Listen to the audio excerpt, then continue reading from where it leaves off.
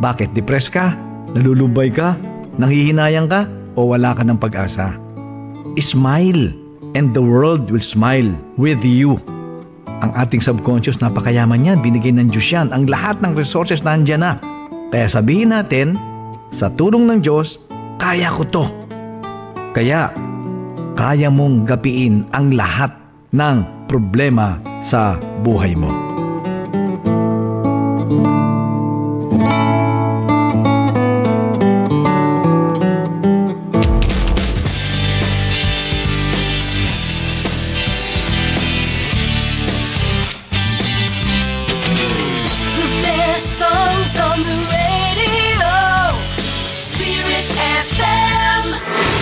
CMN News.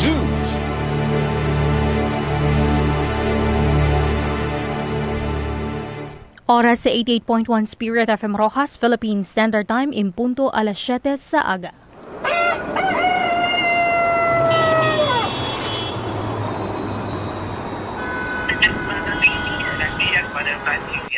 Desde aquí de TXTPAM, Zamboanga. Magandang umaga, Ariel. Maayong aga, Pilipinas. Good morning, Father Francis at kasamang Ariel. Salamat, Ariel and Father Francis. Yung mahay na daw po sa Itugabos. Maayong buntag Dumaguete City. Maayong buntag Negros Oriental.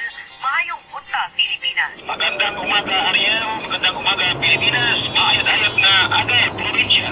Antique. Para sa komprehensibong nga impormasyon kag matuod nga balita sa aga. Spirit Morning Balita. Live gikan sa Spirit FM Broadcast Center para sa pagdulong sang madungduot nga pag-alagad kag pagserbisyo. Alagad May Durias. Para sa Spirit Morning Balita.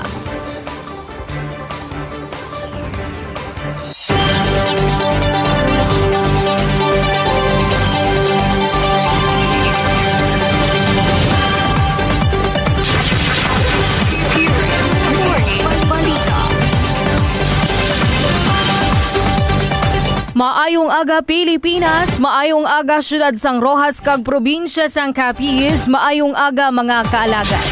Good morning, good morning, good morning! Thanks God, it's Friday. Good morning sa tanan naton nga mga kaalagad kag mga ka-best friends nga nagatutok na sa aton sa 16 ka mga kabanwahanan sa probinsya sang Capiz, 47 ka mga kabarangayan sa syudad sang Rojas, kag sa 71 tanan ka mga parokya kag mission stations sa bugos nga Arkidiocese sang Capiz. Ginatamyaw man naton sang maayong aga ang tanan naton nga mga kauturan nga kutob malabutan sang aton nga pagpangalagad, ilabi na sa mga kailapit naton nga mga kaprobinsyahanan, ang probinsya sang Iloilo, probinsya sang Aklan kag probinsya sang Masbate. Siyempre, ginatamyaw man naton sang good morning ang mga kauturan naton nga nagapamatigi datong mga suki nga mga tagpalamati labi na dira sa Teodoro Arsanas Trade Center sa mga talipapa diri sa syudad sang Rojas kag sa bugos nga Capiz. May mga commercial establishments nga nagapamati, nagatutok kag nagasubaybay sa mga programa sang 88.1 Spirit FM Rojas. Good morning mga kaalaga. Sa aton nga mga drivers, sa aton mga tricycle drivers, jeepney drivers, truck drivers, kag bisan pang may mga pribado nga mga salakyan nga kaupod kita sa pagbiyahe sa kada adlaw. Good morning kag halong mga kaalaga. Ginatamyaw man naton syempre ang aton mga kauturan sa ilang nga mga panimalay nga nagapamatigid, nagasubaybay sa aton nga pagpangalagad, ang mga nagahimos dira sa mga kabataan, nagaluto kag nagapreparar sang pamahaw, ang iba nagapulo pangape, ang iba daw nagadali kay maligos na sa sining nga mga tinion. Kay may sulod pa mga kaalagad sa eskwela, katapusan nga adlaw sang opisina. Good morning sa inyo tanan mga kaalagad. Nagapangalagad na ang programa Spirit Morning Balita para sa pagdulong sa inyo sang mga mainit nga balita subong nga adlaw. Live kita mga kalagad sa aton official Facebook page nga 88.1 Spirit FM Rojas. Subong man sa aton YouTube account. Kag syempre mabatian ninyo ako live sa lilisuan sang inyong mga radyo sa 88.1 FM band. Subong nga adlaw sang Biyernes, Oktubre 10, 2025. Kag sa pangalan sang kabugusan nga puwersa sang 88.1 Spirit FM Rojas, ini ang radyo sang Archdiocese of Capiz, ang alagad nyo sa pagtuo kag pagserbisyo. Ako ang inyo tagpalayag ini si Alagad May Durias para sa Spirit Morning Balita. Ano balabanwa ang mga balita nga aton paghatagan sang nagakigo nga pagtamo diri sa aton nga pagpangalagad. Yari ng aton nga mga headlines. Sa Balita National, DPWH natukiban ang 421 ka mga ghost projects sa masobra 8,000 ka mga gin-inspection. Samtang Ombudsman Remulla nagpanumpa nga dalon sa Sandigan Bayan ang mga kaso sang flood control projects.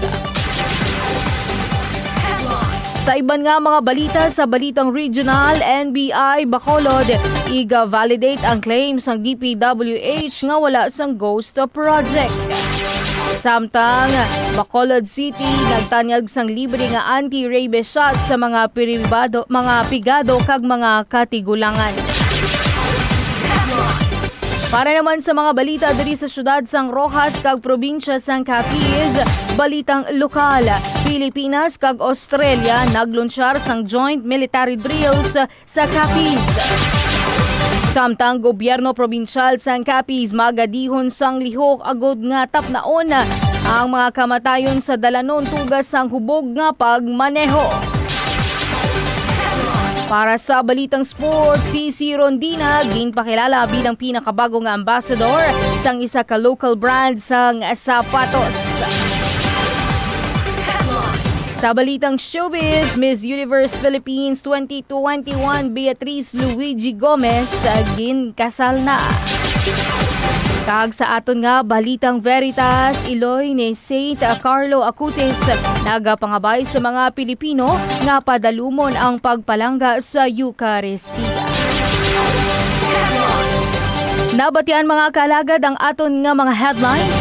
Bantayan ninyo sa hindi madugay ang detalye sa aton ginpanglinyada nga mga balita. Sa sininga tinion, ibaloon tadanay ang pinakaulihing nga update tuhoy sa manginlakat sang panahon subong nga adlaw diri sa aton Spirit Weather Update. Spirit Weather Update. Para sa atong Spirit Weather Update mga kalagad, yaring report sa QST Pag-asa nga gin-issue kagaina alas 4 sang aga subong nga adlaw October 10, 2025. Ang tropical cyclone sa Guasang Philippine Area of Responsibility mga kaalagad uli nga nakitaan 1,350 km east-northeast ang extreme northern Luzon. May dala ini nga maximum sustained winds nga 75 km per hour near the center kag gustenes nga nagalabot sa 90 km kada oras. Nagahulag ini northwestward sa 20 km kada oras. Sa karon mga kaalagad ang traps ng sining bagyo ang nagaapekto sa Metro Manila, Central Luzon, Calabarzon, Bicol Region kag the rest sang Mimaropa. Samtang sa iban nga mga weather disturbances, ang southwesterly wind flow ang mag-apekto naman sa Visayas kag Mindanao, partikular na sa Visayas, Mindanao kag Palawan. Magdalay ni sa maginalumon nga kalangitan kag lapta-lapta nga mga pag-ulan, pagkidlat kag pagpanaguob. Samtang ang nabilin nga bahin sang Luzon, ang ginalauman maka-eksperyensya sang partly cloudy to cloudy skies with isolated rain showers kag thunderstorms. Tuga naman mga kalagad sang mga localized thunderstorms. Sa aton nga temperatura, maximum temperature 31.8 degrees Celsius. Nga mabatsagan alas 12 karon sa Udto. Minimum temperature 24.6 degrees Celsius. Nga nabatsagan naton alas 4:40 kagaina sang aga. Nagbutlak si Haring Adlaw alas 5:47 kag magatunod ini mga kaalagad alas 5:39 karon sa hapon. Para naman sa atong regional forecast diri sa probinsya sang Capiz, lauman ang maginalumon nga kalangitan na may mga rain showers kag thunderstorms. Aton nga minimum temperature 25 degrees Celsius, maximum temperature 31 degrees Celsius.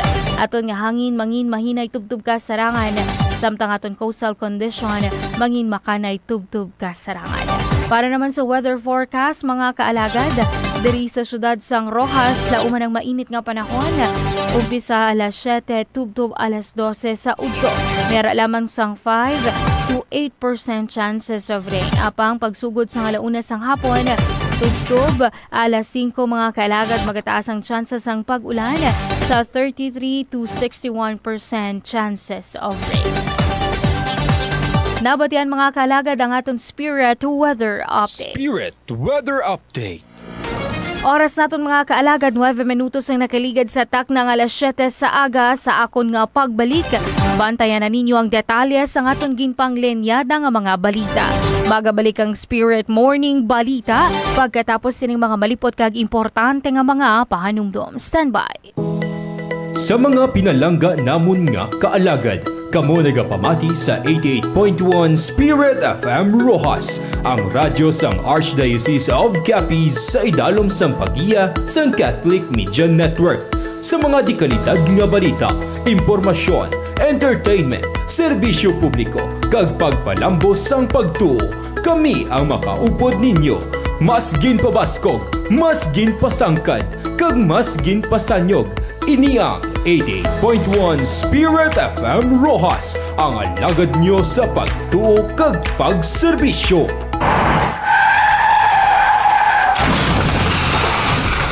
Kaalagad, nakahibalo ka balang nga madamo sang disgrasya sa karsada nga sarang malikawan kung kita ang mangin mahalong kag responsable nga driver? Tama ka gid, kaalagad. Gani, yari ang pila ka mga pahanumdom para sa luwas nga pagmaneho sa aton nga mga karsadahon. Una, masami nga mag-seatbelt. Hindi lang ini para sa driver, kundi pati man sa tanan nga pasahero. Bisan malapit lang ang pagbiyahe, importante ang seatbelt agud malikawan ang disgrasya. Ikaduha, gamiton ang signal light. Paanumdum lang, hindi kita manugpakot. Ihatag ang insakto nga senyales bago magliko o kung mag-overtake. Para sa kaluwasan mo, pagsang kapareho nga motorista. Kag syempre, likawan ang paggamit sang cellphone samtang nagamaneho. Kung may importante nga tawag o kung text, magdulog anay sa luwas nga lugar bago ini nga sabton. Ipabilin man ang insakto nga pagpadalagan sang salakyan kay wala ka nagakarera pakadto sa langit. Magluwas lamang kung nagasako ka na nga mag-una. Likawan man ang pagbiyahe kung nakainom sa makahulubog nga ilimnon o kung tuman kakapoy kag napilaw. Ang karsada hindi tululugan o kung palahuwayan. Mas importante nga makapuli sang luwas kaysa madamo sang samad o kung bagras. Hindi man pagkalimtan ang mga pagsulundan tuhoy sa trapiko. Respetuhon ang pedestrian lane, traffic light, kag road signs. Disiplinado kita nga Pilipino sa karsada. Sa karsada, kabuhi ang nakataya. Gani mangin alerto, mangin responsable, kag siguraduhon ang tagsa kabiyahe. Drive safe, Pilipinas! Ini nga pahanumdom ang buylog nga ginadulong sa inyo sang Land Transportation Office kag 88.1 Spirit FM Rojas. Sa aton tagsa kapag biyahe sa dalanon, hindi pagkalimtan ang numero 1 nga kaupod naton sa pagpanglakaton. Lawaan Petron Superstation and Car Service. Yari na ang masaligan kag kalidad nga serbisyo. Owned and managed by Mati, Christine and Xavier Viterbo. Ang Lawaan Petron Superstation and Car Service nagaalagad sang limpyo, kalidad nga gasolina kag diesel para sa imo nga salakyan. Petron XCS, Petron Blaze 100, Turbo Diesel, Kerosene kag Diesel Max, ari na tanan diri. Nagatanyag man sang change oil. May mga promo kag libre pa nga serbisyo para sa mga suki. Ano pa ang ginahulat mo? Magbisita na sa Crossing Seminary, Barangay Lawaan, Rojas City. O kung magtawag sa telephone number na 036-6215-5513. Bukas ini Lunes, tubtob Domingo para sa imo padayon nga pagbiyahe. Lawaan Petron Superstation and Car Service. The second best station in customer service. Power, performance, Petron. Isang magsasaka ang lumapit sa akin. Ang tanong niya, Father, matanda na ako. Yung anak ko, kagaya ko rin magsasaka. Yung apo ko, magsasaka pa rin. Kami ba ay isinumpa na maghirap forever? Kung tutusin natin, hindi gusto ng Diyos na maghirap tayo. Karaniwang dahilan po niyan ay ang pagiging alipin natin sa kasakiman. Gusto natin atin ng lahat, corruption. Ano ho ang kahulugan ng corruption? Ang ating pag-iisip, ang ating pagkilos ay parang basura, karumal-dumal at saka nakaririmarim. Pero pagdating naman sa ordinaryong usapan ay mapagbalat kayo.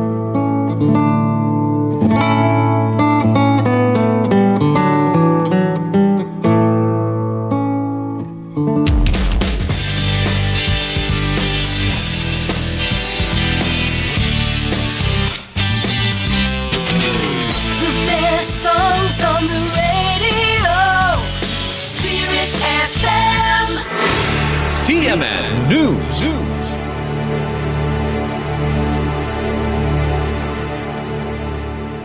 Oras sa 88.1 Spirit FM Rojas, Philippine Standard Time, alas 7:15 sa aga. Ang ininga time check ang buylog nga ginadulong sa inyo sang JP Orleans Realty Development Corporation. Kagang mabalita nga inyo mabatian, ang buylog naman nga ginadulong sa inyo sang Lawaan Petron Superstation.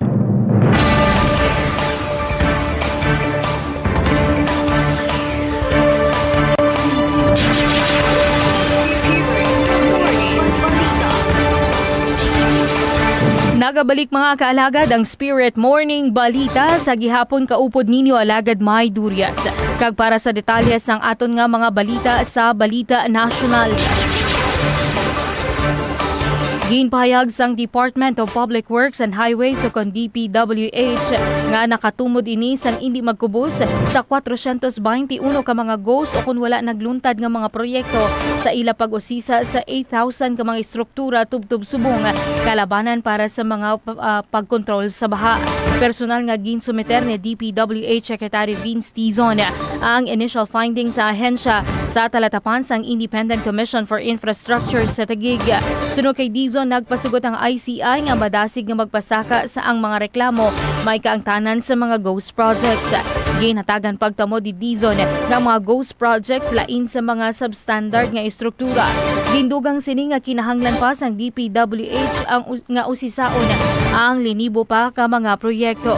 Suno pa sa opisya, nagaistorya na siya sa mga katapos ang ICI kaupod ang special advisor sini nga si NIPNP General Rodolfo Azurin Jr. Naagapati man si Dizon nga sa hindi madugay, makahimo sila sang mabakod nga mga kaso batok sa mga personalidad nga nadalahig sa mga anomalya sa flood control.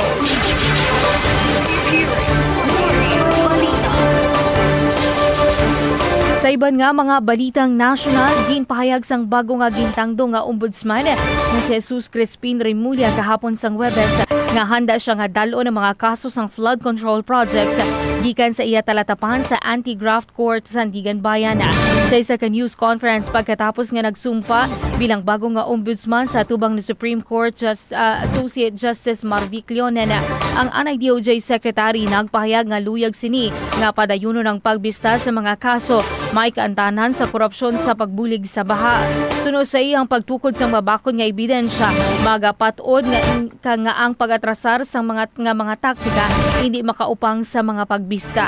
Ginpahayag na Remulla nga ang kaso nga ipasaka ang giiga base sa ebidensya kag hindi sa mga personalidad. Ginanunsyo sang palasyo sang Martes ang appointment ni Remulla bilang bago nga ombudsman nga magabulos kay Samuel Martinez nga nagretiro sang Hulyo. Antes ang iyang appointment, ginpahayag ni Remulla nga magapagawa siya sang mando nga nagabaliskad sa Memorandum Circular ni Martires nga nagapugong sa pagpagawa sang Statement of Assets, Liabilities, and Net Worth.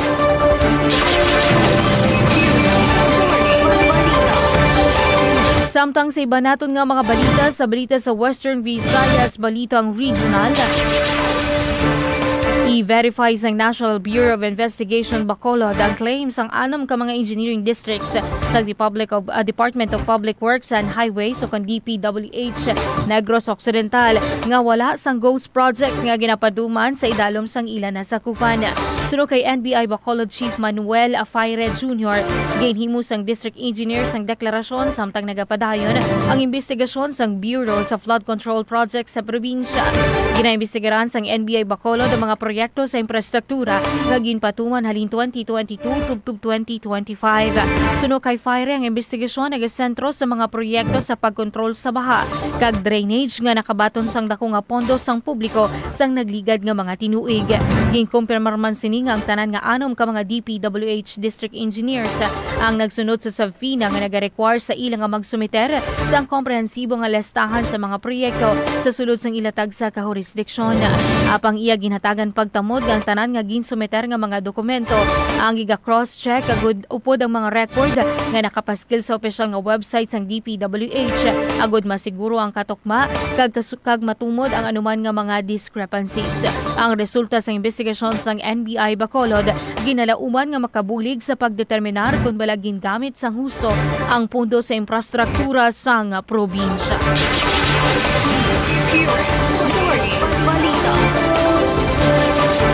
Sa dugang pa nga balitang regional, nagsugod ng gobyerno sang syudad sang Bacolod sa pagtanyag sang libre nga bakuna batok sa rabies sa mga tigulang, imol kagiban pa nga mga mahuyang nga sektor sa sertifikasyon sang Department of Social Services and Development o DSSD kag sa iyaw mga otorisado nga mga social workers. Ginpermahan ni Mayor Grega Satayang isa ka executive order sang Miyerkules nga nag-autorisar sang libre nga anti-rabies vaccines sa mga category 2 kag 3 nga mga pasyente nga may kagat sang sapat gikan sa mga prioridad nga sektor nga nagasambit sang mataas nga numero sa mga kaso sang kagat nga na-record sang City Health Office. Humalin Enero tubtub Hunyo 20 at 2025, ang syudad sang Bacolod ang naka-record sang 5,637 ka category 1 kag 2 nga kaso sa kagat sang sapat kag 1,088 ka category 3 nga kaso sunod sa executive order. Sunod pa kay Gasataya komitido ang syudad sa pag-amlig sa mga pumuluyo sa rabies, pinaagi sa pagpasiguro sang availability kag patas nga distribusyon sang life-saving vaccines. Kinahanglan nga magsumiter ang CHO paagi sa iya Animal Bite Treatment Center sa ABTCs sa isa ka quarterly report sa City Administrator nga nagalakip sang konsultasyon sunod sa kategorya, mga reclassification, pag-uswag sa pagbulong sa pasyente, kag kahimtangan sang stock sa mga bakuna kag rabies immunoglobulin. Ang tanan nga mga kaso kag sang kagat sang sapat dapat bulungon, gilayon kag wala sing atraso suno pa kay Gasataya.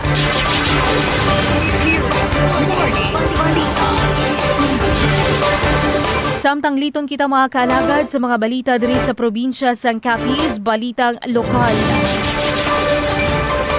Opisyal nga naglunsyar sang ang Philippine Army's 3rd Infantry Division o kon 3rd ID kag Australian Defence Force o kon ADF ang bilateral military exercise ang Oktubre 5 sa Camp Peralta sa Hamindan, Capiz.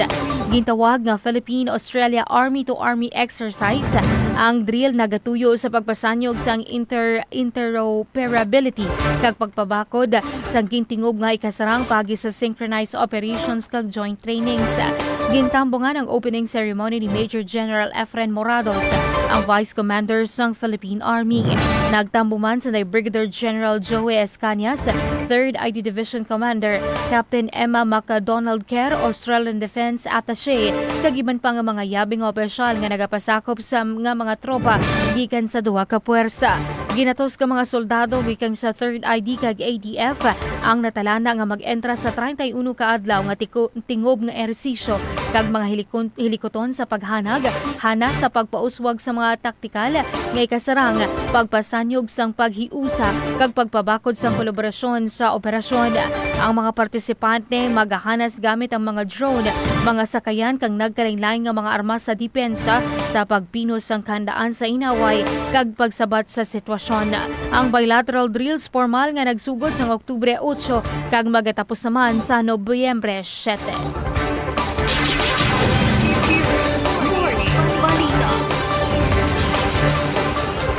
Samtang sa dugang nga balita lokal, ginaprobahan sa Capiz Provincial Board ang isa ka resolusyon nga nagahinyo sa gobyerno probinsyal sa koordinasyon sa Land Transportation Office o kon LTO, Philippine National Police o kon PNP kagiban pa nga mga natungdan nga ahensya nga magkuha kag mag-deploy sang alcohol breath analyzers para sa masugot nga pagpatuman sang Republic Act 10586 o kon ang Anti-Drunk and Drug Driving Act sa bugos nga probinsya. Ang resolusyon nga ginadoptar sa ika-15 nga regular nga sesyon sang board ang ginsulat ni board member Dr. Cesar Iapa. Gintunahan ini sang makaalarma nga lokal nga datos nga nagapakita sang 687 ka mga aksidente sa dalan kag 17 ka mga kamatayon may kaangtanan sa pagmaneho nga hubog sa una nga 5 ka bulan sang 2025. Dugang pasiningang responsable nga mga buhat sa pag-inom pareho sang pagdesignar sang isa ka sober driver nagatugot sa mga pumuluyo nga mag-enjoy sang nightlife samtang ginahuptan ang luwas nga dalan. Ginhinyo man sang provincial board ang gobyerno probinsyal kag mga kaupod nga mga ahensya nga unahon ang pondo, pagbakal, paghanas kag madasig nga pag-deploy sa mga breath analyzers kadungan sang mga kampanya sa impormasyon sa publiko kahugot nga pagpatuman sang RA 10586.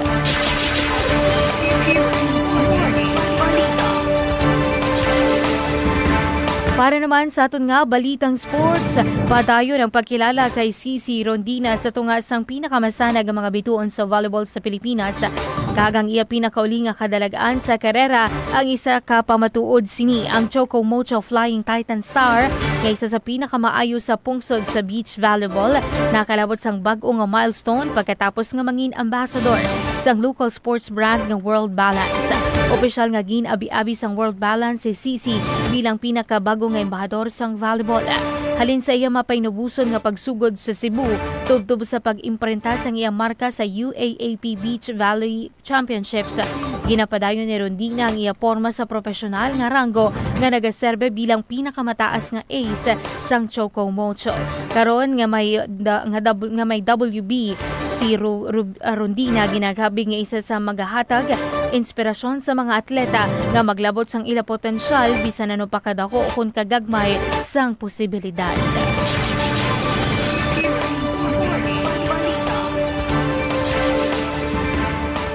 Samtang sa dugang naton nga mga balita, para naman sa aton balitang showbiz, ginkasal na si Miss Philippines o Miss Universe Philippines 2021 Beatrice Luigi Gomez sa iyas nobyo nga si DJ John Odin. Sa mga Instagram stories, ginrepost ang mag-asawa ang mga tion sang ginkasal sila sa La Union. Si Beatrice ang nagasuksok sang tube gown nga may lace cape, samtang si John ay nagasuksok naman sang classic nga barong Tagalog. Matandaan nga nangin open si Bea sa iya gender preference kag naghimo sang maragtas bilang pinakauna nga hayag nga gay Miss Universe Philippines. Ginpresentar niya ang Cebu City kag nagpa-indis-indis sa Miss Universe sa international nga sa amuman nga tuig kag nagtapos sa top 5. Una na ginlunsyar sini ang relasyon kay John sa Valentine's Day sang 2022. Wala madugay pagkatapos nga ginanunsyo nga nagbulagay na sila sang anay nobya nga si Kate Jackson.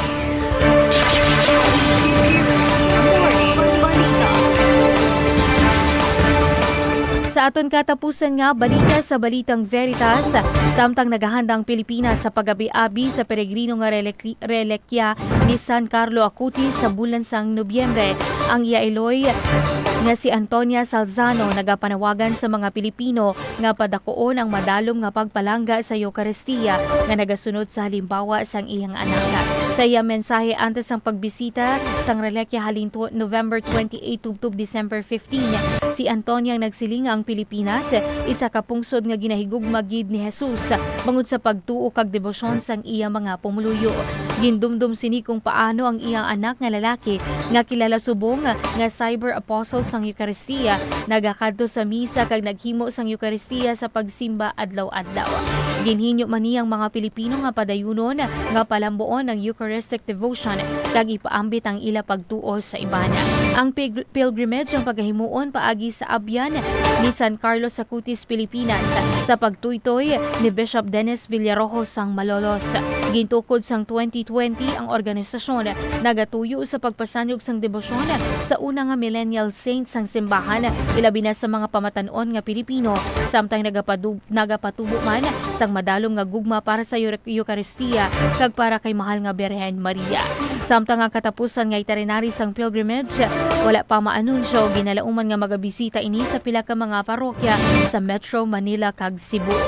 Si Carlo Acutis matandaan nga gin-canonize ni Pope Leo XIV sang Setyembre 7 subong nga tuig.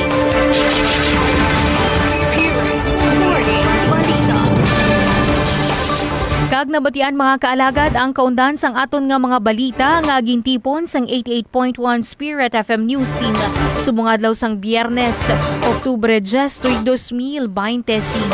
Sa tanan nga nagupod sa aton nga pagpangalagad, madamo gid nga salamat kag padayon kita nga magadulong sa inyo sang mga importante nga mga balita kag komprehensibo nga impormasyon sa Lunes nga adlaw. Sa pangalan sang kabugusan nga puwersa sang 88.1 Spirit FM Rojas, ini ang radyo sang Archdiocese sang Capiz, ang alagad nyo sa pagtuo kag pagserbisyo nga ginapangunahan sa aton halangdon nga Arsobispo, the Most Reverend Victor B. Bendico Diti.